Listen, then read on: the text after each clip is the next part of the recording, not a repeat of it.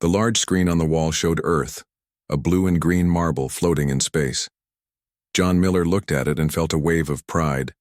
He was far from home now, aboard the giant space station where the Galactic Confederation held their meetings. As Earth's top diplomat, he had a big job to do. "Ambassador Miller, they are ready for you," said Susan Clark. She was a military officer assigned to help him. Her sharp eyes missed nothing, and Miller was glad to have her with him. "Thank you, Lieutenant," he said, straightening his blue uniform jacket. "Remember what we discussed. Watch their body language, especially the Zeltari. They seem to be the ones in charge." Clark nodded. "Yes, sir. I'll be looking for any signs of deception." The doors to the grand meeting hall slid open. Inside, 7 different alien species sat around a large round table. Some had scales, others had fur, and a few looked almost like insects. But all of them turned to stare as the humans entered. The tallest alien stood up. It had purple skin that seemed to shimmer in the light and 4 arms. This was Kishivun, the Zeltari ambassador. "Welcome, humans," Kishivun said. Its voice was smooth but had a strange echo. "We are pleased you have joined us for these talks. Please sit." Miller and Clark took their seats. 2 other human crew members from their ship, the USS Horizon, sat behind them with tablets to take notes. "On behalf of Earth, I thank you for your invitation," Miller said. "We look forward to learning more about the Galactic Confederation." Kishivun's mouth curved into what might have been a smile. "Yes. The Confederation has existed for over 10,000 years. We bring peace and prosperity to all who join us." One of the insect-like aliens clicked its mandibles. This was a Vexthal representative. Miller noticed it seemed nervous. "Your species is young," Kishivun continued. "We have much to offer you: protection, resources, knowledge. In return, we ask only for your compliance with our governance." Miller kept his face neutral. "Could you explain what compliance means in this context?" "Simple things. Following. Trade rules. Allowing Confederation ships to use your spaceports. Contributing resources based on your planet's abilities. Accepting guidance on technological development." Lieutenant Clark shifted slightly in her seat. Miller knew this was her signal that something felt off. "And if Earth chooses not to join?" Miller asked. The room grew quiet. Some of the aliens looked at each other. "Space is dangerous, Ambassador Miller," Kishivun said. "Small planets without protection often suffer unfortunate events." Miller nodded slowly. "I see. Perhaps you could tell us more about the benefits?" The meeting continued for hours. The aliens showed charts and images of planets that had joined them. They talked about trade routes and scientific advances. Then Kishivun pressed a button, and a new image appeared. It showed massive ships, bigger than anything humans had built. "For educational purposes only," Kishivun said. "This is a small part of our defense fleet. We protect all members of the Confederation." Miller recognized the threat for what it was. "Join us or face these ships one day." "Impressive," he said calmly. "Earth appreciates this informative session. We will need time to consider your generous offer." Kishivun's 4 hands clasped together. "Of course. Take all the time you need. Days, perhaps." "We were thinking more like weeks," Miller replied. A flash of anger crossed Kishivun's face, but was quickly hidden. "As you wish." As they left the chamber, Miller leaned close to Clark. "What did you notice?" "Several things, sir," she whispered. "The Vexthal seemed afraid. And when they showed those ships, 3 of the species' representatives looked uncomfortable." "I saw that too," Miller said. "I think there are cracks in their united front." Back aboard the USS Horizon, Captain Lisa Wright was waiting for them. She was a tall woman with short gray hair and eyes that missed nothing. "How did it go?" she asked. "They tried to intimidate us," Miller said. "Made it clear that joining them isn't really optional." Wright frowned. "That matches what we've been hearing from our scouts. Lieutenant Clark, what's your assessment?" "They're hiding something," Clark said. "The Zeltari dominate the others, and when they mentioned resource contributions, 2 of the representatives looked down. I think those contributions might be more like demands. Miller nodded. I need to speak with Earth Command immediately. And Captain, I'd like your science officer to analyze the data they gave us. There might be clues about their technology. Already on it, Wright said. Alan Peterson is our best. If there's anything to find, he will. Later that night, as Miller was reviewing his notes, his tablet beeped. A message from Earth Command marked urgent. He opened it and read quickly. Then he called for Clark and Wright. Intelligence has found something, he told them when they arrived. The Confederation has been taking control of planets for centuries. They call it protection, but it's really exploitation. They strip mining worlds of resources and use the people as cheap labor. We need proof, Wright said. We're getting it, Miller replied. Spy drones have been watching their operations in 3 nearby systems. The pictures aren't pretty. Clark's face hardened. So all that talk about peace and prosperity was a lie. Not entirely, Miller said. There is peace, because they crush any resistance, and there is prosperity, but only for the ruling species. What do we do? Wright asked. Miller looked at the image of Earth on his wall screen. We play along. For now, we ask questions, we gather information, and we prepare. Prepare for what? Clark asked, though her expression showed she already knew. For the possibility that we may need to do something no other species has done before, Miller said. Walk away from their offer and be ready for what comes after. Wright nodded. I'll have the ship on alert status. And I'll coordinate with Earth's defense forces, Clark added. Good, Miller said. The Confederation thinks we're just another primitive species they can push around.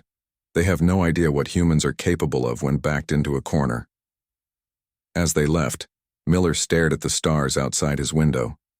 Somewhere out there, the Confederation was watching, waiting for Earth's answer. They expected submission. They were going to be very surprised. 3 weeks passed. The USS Horizon remained docked at the Confederation space station. Every day, Ambassador John Miller met with the alien representatives.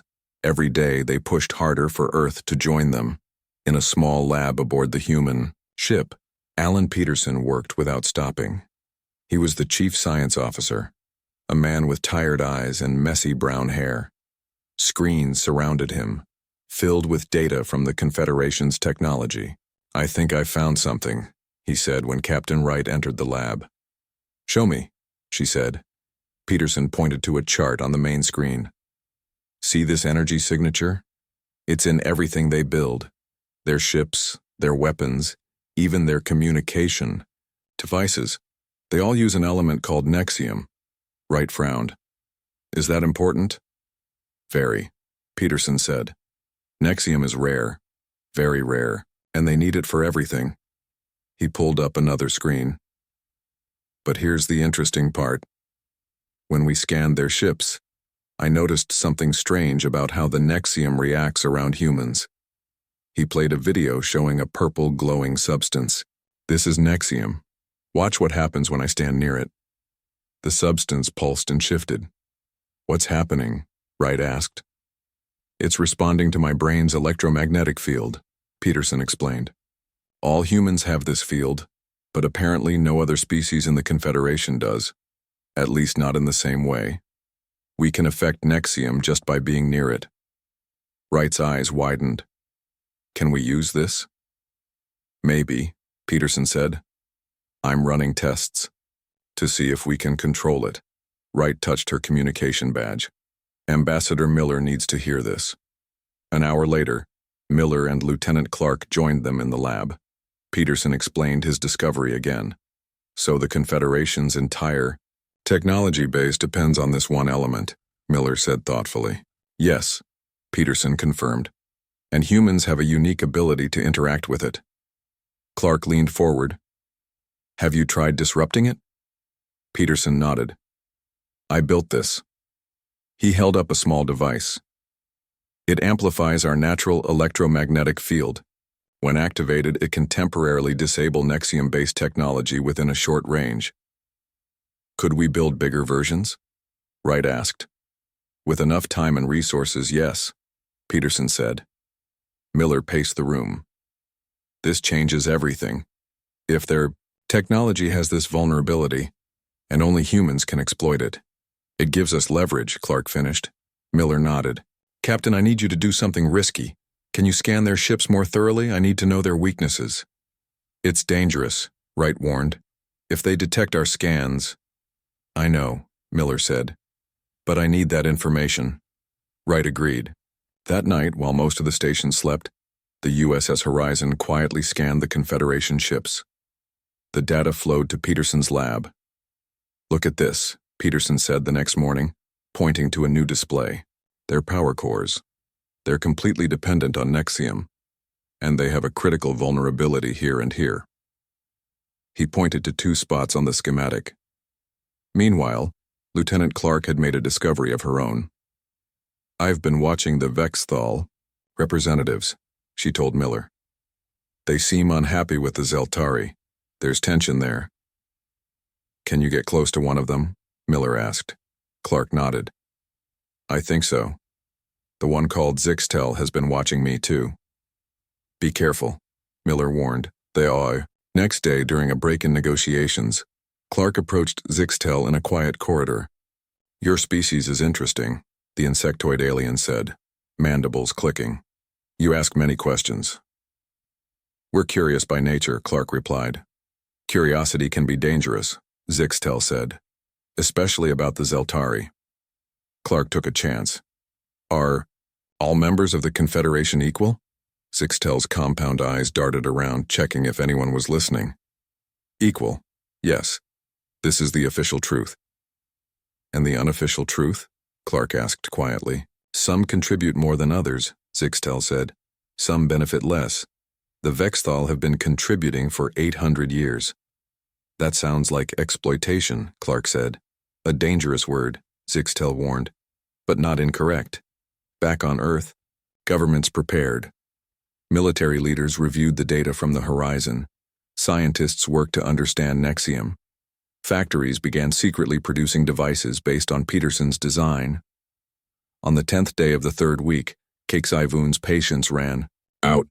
The Zeltari ambassador summoned Miller to a private meeting. Your people delay too long, Kexivun said. The Confederation has been generous with its time. We're still evaluating your offer, Miller said calmly. What is there to evaluate? Kexivun's 4 hands made frustrated gestures. We offer protection, resources, knowledge you would be foolish to refuse. Perhaps, Miller said. Or perhaps we see something you don't expect us to see. Kexivun went very still. What do you mean? Just that humans are observant, Miller said. We notice patterns, inconsistencies. The Zeltari leaned forward. You are a primitive species. You have barely left your own solar system. You should be grateful for our interest. And yet you seem very eager to have us join, Miller noted. One might wonder why. Kexivun's skin darkened. Do not test the Confederation's patience, Ambassador. Many species have regretted such choices. Is that a threat? Miller asked. A historical observation, Kexivun replied. The Council expects your answer soon, very soon. After Kexivun left, Miller contacted Captain Wright. They're getting impatient. How are our preparations? Peterson has made progress, Wright said, and Clark has established contact with several Vexthal who seem unhappy with the current arrangement. Good, Miller said, because I think we're running out of time. That evening, Clark met secretly with Zixtel again. The Vexthal seemed nervous. The Zeltari grow suspicious, Zixtel said. They do not like how long your people take to decide. What will they do? Clark asked. They have ships positioned near your solar system already, Zixtel said. Not for protection, for coercion. Clark's face hardened. Thank you for telling me. There is more, Zixtel continued. The Vexthal are not alone in our dissatisfaction. The Marath and the Quell also chafe under Zeltari control. Would they support change? Clark asked. Perhaps, Zixtel said, if there was hope of success. Clark handed Zixtel a small data device. This contains information about Nexium, about its vulnerabilities. Share it with those you trust. Zixtel took the device. This is dangerous knowledge. Sometimes danger is necessary for freedom, Clark said. That night, Earth's leaders made their decision. Miller received the encrypted message and called his team together. It's time, he told them. Tomorrow we give the Confederation our answer, and it's not the one they expect. Are we ready? Wright asked. Miller looked at each of them. Wright with her steady leadership, Clark with her sharp tactical mind, Peterson with his brilliant scientific discovery. We're as ready as we can be, he said. Earth's defense grid is activated, our ships are on alert, and we have a few surprises for them. What about the Vexthal? Clark asked. Tell your contact to be ready, Miller said. Tomorrow, everything changes. As they prepared for sleep, the humans looked out at the stars. None of them knew exactly what would happen next. But they knew one thing for certain. Humanity would not kneel before bullies no matter how powerful they seemed. The real test was about to begin. The grand meeting chamber of the Galactic Confederation was filled with tension. All 7 species had gathered for what they believed would be Earth's acceptance into their alliance. The Zeltari representatives sat at the highest seats, looking down at everyone else. Ambassador John Miller entered the room with Lieutenant Susan Clark at his side. Captain Lisa Wright and Chief Science Officer Alan Peterson followed behind them. The humans looked calm, but inside each of them felt the weight of what they were about to do. Kixie-Voon stood, 4 arms spread wide in a gesture of welcome. Today is a historic day. Earth will join our great alliance, and together we will— I'm afraid I must interrupt you, Ambassador Kixie-Voon, Miller said, his voice steady and clear. I have Earth's answer to your invitation. The Zeltari's purple skin shimmered with anticipation. Then please, share the good news with the Council. Miller looked around the room, making eye contact with representatives from each species. After careful consideration, Earth respectfully declines membership in the Galactic Confederation. Complete silence fell over the chamber. No one moved. No one spoke. Even the air circulation systems seemed to pause.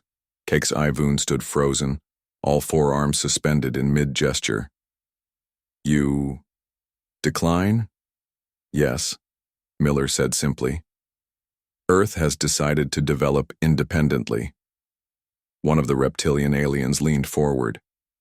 This is not how these meetings typically conclude. So we've noticed, Miller said. We've studied the records you provided. In 5,000 years, no species has ever declined your invitation. Because it would be foolish to do so, Kixie-Voon said, recovering from the shock. The Confederation offers protection. Protection implies danger, Miller replied. What exactly would Earth need protection from? The insectoid Vexthal representative, Zixtel, shifted uncomfortably. Other species looked at each other. Kixie-Voon's voice hardened. Space is full of dangers, Ambassador Miller. Asteroid impacts, solar flares, resource shortages. Unprotected systems often suffer unfortunate events. That sounds very much like a threat, Miller said, still calm. Not at all, Kixie-Voon replied. Merely a statement of fact. The universe is harsh. Miller nodded. We are well aware of the harshness of reality. We are also aware that the Confederation's entire technological base depends on a single element. The chamber erupted with whispers. Kixie-Voon's skin darkened to deep purple. What did you say? Nexium, Miller said clearly. Your ships, your weapons, your communication systems, all powered by Nexium. The Zeltari ambassador stepped down from the high seat, moving toward Miller. How do you know this name? We studied the information you provided, Peterson spoke up. It wasn't difficult to identify the energy signatures. But what you might not know, Miller continued, is that humans have a unique ability when it comes to Nexium. He nodded to Peterson, who took out a small device and activated it. Around the room, several screens flickered. Communication devices made static noises. The Confederation representatives looked alarmed. What is happening? Demanded a furry, Azeroth representative. A demonstration, Miller said as Peterson turned off the device. The disruption stopped immediately. Human neural patterns can interact with Nexium in ways no other species can. Kexivun was visibly shaking now. This is impossible. You are a primitive species. We prefer the term different, Miller said. We evolved on a planet with high electromagnetic interference. Our brains adapted. The Zeltari ambassador composed himself with visible effort. This changes nothing. If you refuse our protection, you will be alone, isolated, and the Confederation controls all major trade routes. We're prepared to develop independently, Miller responded. You will regret this decision, Kexivun said, all pretense of friendliness gone. Unaligned planets find themselves facing many difficulties. Lieutenant Clark stepped forward. Are you declaring hostile intent toward Earth, Ambassador? I am simply stating reality, Kexivun said. Without the Confederation, you have no allies, no support, no protection. Perhaps, said a new voice. Zixtel of the Vexthal had stood up. Or perhaps the humans will not be as alone as you suggest. The answer chamber went silent again. Never before had a Confederation member openly challenged the Zeltari. You forget yourself, Zixtel, Kexivun hissed. I remember myself, the insectoid replied. For too long, the Vexthal have forgotten who we were before the protection of the Confederation. Another representative stood up, one of the furry-eye Stroth. My people too have questions about the balance of contribution and benefit. Kexivun looked around wildly. This is not the time or place for such discussion. The topic is Earth's foolish rejection. Perhaps the topics are related, Miller suggested. Perhaps Earth is not the only world that has questioned the true nature of the Confederation. The meeting was disintegrating into chaos. Some representatives shouted at each other. Others huddled in whispered conversation. Miller caught Clark's eye and nodded slightly. It was time to leave. We have delivered Earth's decision, Miller announced. We wish the Confederation peace and prosperity, but we choose our own path. As the human delegation turned to leave, Zixtel hurried over to Clark. The insectoid slipped her a small data crystal. This contains information about other systems that have resisted, Zixtel whispered, and the locations of 3 more species who have been forced into protection. Thank you, Clark said quietly. Stay safe. You have started something, Zixtel replied. The Zeltari will not forgive this. The humans walked steadily through the grand doors and back to their ship. None of them spoke until they were safely aboard the USS Horizon. Well, Captain Wright said finally, that went about as expected. Better, actually, Miller replied. I didn't anticipate open support from the Vexthal and Miseroth. Clark held up the data crystal. And we got this. Locations of other potential allies. Peterson looked worried. But we also made an enemy of the Zeltari, and they're still the most powerful species in the Confederation. For now, Miller said. But power built on fear and exploitation has weaknesses. Wright nodded to her crew. Prepare for immediate departure. I want us out of Confederation space, as quickly as possible. As the Horizon detached from the station, they could see unusual activity. Several smaller ships were breaking formation with the main Confederation fleet. 3 Vexthal ships, 2 Miseroth and 1 Quell vessel have changed course, reported a crew member. They appear to be following us. Hostile? Wright asked. No weapons charged. They're keeping pace but maintaining distance. Miller studied the screen. I believe they're escorting us, making sure we get safely out of Confederation space. Or they're running away too, Clark suggested. Either way, Miller said. It seems we're not as alone as Kexivun predicted. The USS Horizon accelerated away from the station, the 6 alien ships forming a loose protective formation around it. Behind them, the Confederation's perfect order was showing its first cracks in thousands of years. As they reached the edge of Confederation space, Miller sent a message to Earth. First phase complete, returning home, prepare for phase 2. On Earth, defense systems were coming online. Scientists worked around the clock to develop Nexium disruption fields. Military forces stood ready. In space, news traveled quickly from system to system. The story spread of the primitive humans who had looked the mighty Confederation in the eye and simply walked away. And aboard a Zeltari command ship, Xivun raged at his subordinates. "Send the fleet. Earth must be taught the consequences of your defiance." Little did the Zeltari know that their greatest defeat had already begun, not with weapons, but with a simple word: no. 3 months passed since Earth rejected the Confederation's offer. The planet had changed in that time. New defense satellites orbited in space, designed specifically to disrupt Nexium power cores.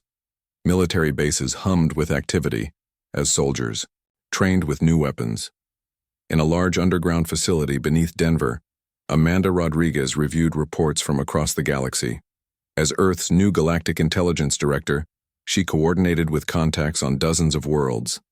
"Another message from the Vexthal Resistance," her assistant said, handing her a tablet. Rodriguez read quickly. 3 more of their colony worlds have openly declared independence from the Confederation. The movement is growing. The Zeltari won't let this continue, her assistant warned. "No, they won't," Rodriguez agreed. "That's why we need to work faster." Across the hall, Lieutenant Susan Clark, now promoted to major, was training a special team. They had spent weeks learning about alien cultures and technology. "Remember," she told them, "the Zeltari rely on intimidation. They've rarely had to actually fight because most species surrender immediately, but we won't." One of her officers raised a hand. "What about their superior technology?" Clark smiled. "That's where our scientists come in." At that moment, in a research lab nearby, Alan Peterson was demonstrating a new device to military officials. "We call it the Nexium nullifier," he explained. "On a small scale, it creates a field where Nexium-based technology simply stops working." "And on a large scale?" a general asked. Peterson pulled up a simulation on the screen. "On a large scale, it could disable an entire Confederation fleet." "How long until we can deploy these planet-wide?" the general asked. "We've already started," Peterson replied. "The satellites are equipped with the first-generation nullifiers. They won't stop a determined attack, but they'll slow it down." Meanwhile, on the other side of the world, Ambassador John Miller prepared for another mission. This time, he wasn't going to the Confederation. He was heading to meet representatives from systems that had contacted Earth after their bold move. "The USS Horizon is ready, Ambassador," Captain Wright informed him. "We depart in 2 hours." Miller nodded. "Any word on the Confederation fleet movements?" "They've gathered a significant force," Wright said grimly. "Intelligence suggests they're preparing for a peacekeeping operation aimed at Earth." "How much time do we have?"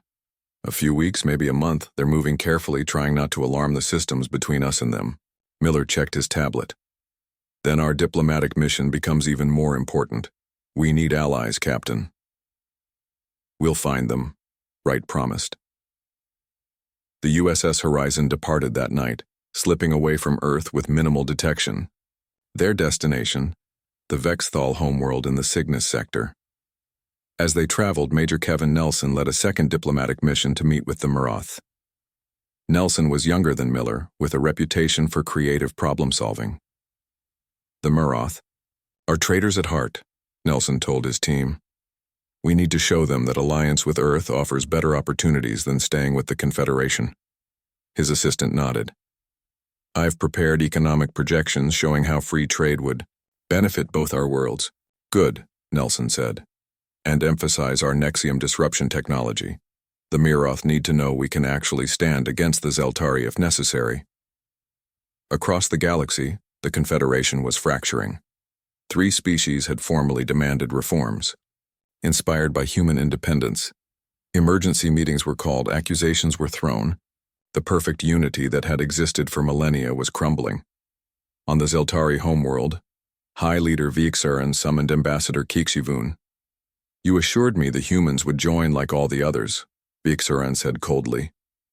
"Instead, they not only rejected us but have sparked rebellion throughout the Confederation." Kixivun bowed low. They discovered our Nexium dependency far sooner than anticipated, and they have a unique ability to— I know what they can do, Vexarin interrupted. What I want to know is how you will fix this problem. The peacekeeping fleet is assembled, Xivun said. We will make an example of Earth. Once the humans are subdued, the other rebellions will lose hope.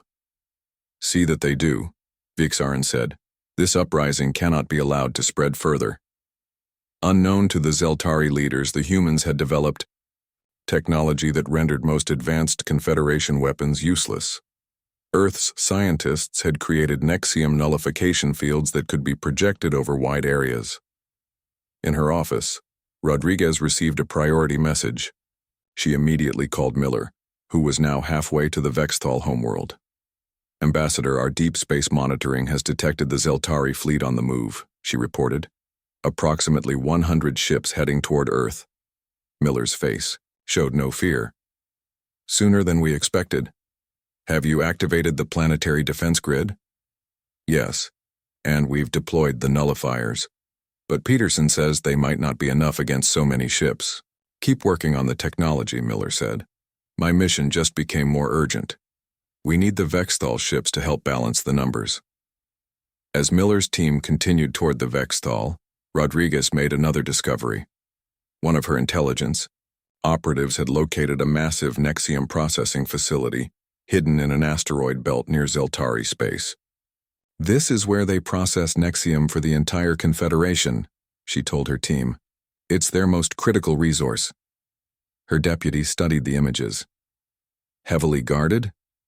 Yes, but not against what we can do, Rodriguez replied. I'm sending the coordinates to Captain Wright. She's going to lead a stealth mission there. The USS Horizon changed course, leaving Miller with a smaller ship to continue to the Vexthal. Wright selected her best crew members for the mission. We're not going to destroy the facility, she explained as they approached in stealth mode. That would hurt all species that rely on Nexium technology, not just the Zeltari. What's the objective then? Her first officer asked. Wright smiled grimly. Information warfare. We're going to broadcast what happens inside to every world in the Confederation. The facility came into view, a massive complex built into a large asteroid. Ships came and went, carrying raw materials in and processed Nexium out. Scan for life forms, Wright ordered. The results came back quickly. Multiple species detected, many concentrated in what appear to be mining areas. As we suspected, Wright said. Forced labor. Her team prepared for the infiltration. They wore special suits that masked their electromagnetic signatures, a technology developed after Peterson's discovery about human interaction with Nexium. Remember, Wright told them, we get in, plant the broadcast devices, and get out. No engagement unless absolutely necessary. Back on Earth, preparations for defense continued. The nullifier satellites formed a protective web around the planet. Military units stood ready. And in space beyond Jupiter, a small fleet of Earth ships waited in hiding, ready to surprise the Zeltari from behind. Major Nelson's meeting with Demiroth had gone well. Their leaders were impressed by human determination and the nullifier technology. We can offer 5 warships to support Earth, the Demiroth High Trader had said, not openly against the Confederation, but as independent traders concerned about galactic stability. We appreciate any help, Nelson had replied. Now those 5 Demiroth ships were on their way to Earth, along with 3 Vexthal vessels that had already broken from the Confederation. Miller finally reached the Vexthal homeworld. The insect-like aliens greeted him with surprising warmth. Your species has done what none dared for 10,000 years, the Vexthal leader told him. You said no to the Zeltari. And now we need your help, Miller said. The Zeltari fleet approaches Earth. The Vexthal leader's compound eyes reflected the light. We have 20 warships ready. They are old, but still powerful. And our pilots know Zeltari tactics better than anyone. Together we might stand a chance, Miller said. More than a chance, the Vexthal leader replied. A new beginning. As Miller secured the alliance, Captain Wright's team successfully infiltrated the Nexium processing facility. What they found inside shocked even their prepared minds. Thousands of aliens from various species worked in horrible conditions, mining and processing the precious element under brutal Zeltari overseers. "Get everything," Wright whispered to her team. "Every detail, every abuse, every face. The galaxy needs to see this." The broadcast devices were planted strategically throughout the facility. In 3 days, they would activate simultaneously, sending images to every communication system in Confederation space. The stage was set. Earth prepared for defense, allies gathered, and the truth about the Confederation's exploitation was about to be revealed to all. The greatest conflict in 10,000 years of galactic history was about to begin. The Zeltari fleet appeared at the edge of Earth's solar system like a storm of metal and light. 100 ships arranged in perfect formation. Their weapons glowed with Nexium energy, ready to teach humanity a lesson about defiance. Admiral Yextan, commander of the fleet, stood on the bridge of his flagship. "These humans think they can challenge the Confederation? We will show them the price of such arrogance." His second-in-command studied the scanner readings. "Admiral, we detect Earth defense satellites. They appear to be primitive." "As expected," Yextan said with satisfaction. "Begin the approach. Standard intimidation pattern." The fleet moved forward. On Earth, every military base went to full alert. In the command center beneath Denver, Amanda Rodriguez watched the approaching ships on the large screen. "They're coming in exactly as we predicted," she said. "Activate the nullifiers." Technicians worked at their stations. Around Earth, the special satellites powered up. They began emitting invisible fields designed to disrupt Nexium technology. Aboard the Zeltari flagship, alarms suddenly blared. "Admiral," the weapons officer cried, "our forward weapons are losing power." "Impossible," Yextan snapped. "Reroute energy from secondary systems." "It's not working," another officer reported. "Something is interfering with the Nexium cores." Yextan's skin darkened with rage. "The humans. They've developed some kind of disruption technology." "It's not just us," the communication officer added. "All ships in the forward section report similar problems." Yextan considered his options. Pull back to minimum safe distance. Recalibrate weapons to compensate. As the Zeltari fleet retreated slightly, new ships appeared on their scanners. "Sir, multiple ships approaching from behind Jupiter." Earth's small fleet emerged from hiding. 20 ships, much smaller than the Zeltari vessels but armed with conventional weapons that didn't rely on Nexium. "Full attack pattern," Yextan ordered. "Destroy them quickly before—" "Sir! More ships coming out of hyperspace." From the darkness of space, new vessels appeared. 5 Meroth warships, 3 Vextal cruisers, and behind them, 20 more Vextal ships led by the USS Horizon. Ambassador Miller had succeeded in his mission. In the Denver Command Center, Rodriguez allowed herself a small smile. Phase 1 complete. Begin Phase 2. Throughout the solar system, hidden transmitters activated. A message began broadcasting on all frequencies targeted at the Zeltari fleet. Miller's voice came through clear and strong. "Attention, ships of the Confederation. This is Ambassador John Miller of Earth. We have no desire for conflict. We ask only for recognition of our independence and sovereignty." Aboard the flagship, Yextan laughed. "They think they can talk their way out now, with these few ships against our fleet?" But before he could respond, the broadcast continued. "For too long, the Zeltari have ruled the Confederation through fear and exploitation. Today that ends." Suddenly, the broadcast changed. Now it showed images from the Nexium processing facility. Thousands of aliens working in terrible conditions. Zeltari guards using shock weapons on workers who collapsed from exhaustion. Children from various species sorting Nexium crystals with bleeding hands. "What is this?" Yextan demanded. "Where are these images coming from?" "It's being broadcast everywhere," the communications officer said in horror. "Not just to us, to every world in Confederation space." Captain Wright's mission had succeeded. The truth about Zeltari exploitation was now visible to all. The broadcast continued, showing more facilities, more suffering, and then came the final revelation.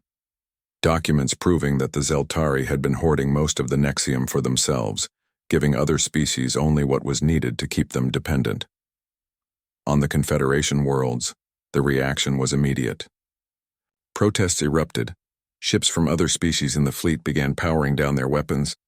"Sir," the second-in-command reported to Yextan, "the Mirroth and Quell ships in our fleet are refusing to follow attack orders." "They dare to mutiny?" Yextan raged. "It's not just them," another officer said. "We're receiving messages from the homeworlds. The High Council is in emergency session. They're demanding we stand down." Yextan stared at the screen in disbelief. In a matter of minutes, his perfect military operation had fallen apart. And worse, the entire Confederation was questioning Zeltari leadership for the first time in thousands of years. "Sir," the communication officer said quietly, "incoming transmission from Earth. They're requesting your response." Miller appeared on the screen. "Admiral Yextan, your fleet is surrounded, your weapons are compromised, and now, the truth about Zeltari rule is known to all." Yextan struggled to maintain his composure. "You think this changes anything? We still have the largest fleet in the galaxy." "A fleet that can't function properly in Earth's defensive field," Miller pointed out, "and a fleet whose non-Zeltari members are now questioning their orders." As if to prove his point, several Confederation ships broke formation and moved to join the Earth Alliance. "What do you want?" Yextan finally asked. "Peace," Miller said simply. "Recognition of Earth's independence, and a new galactic Congress where all species have equal voice."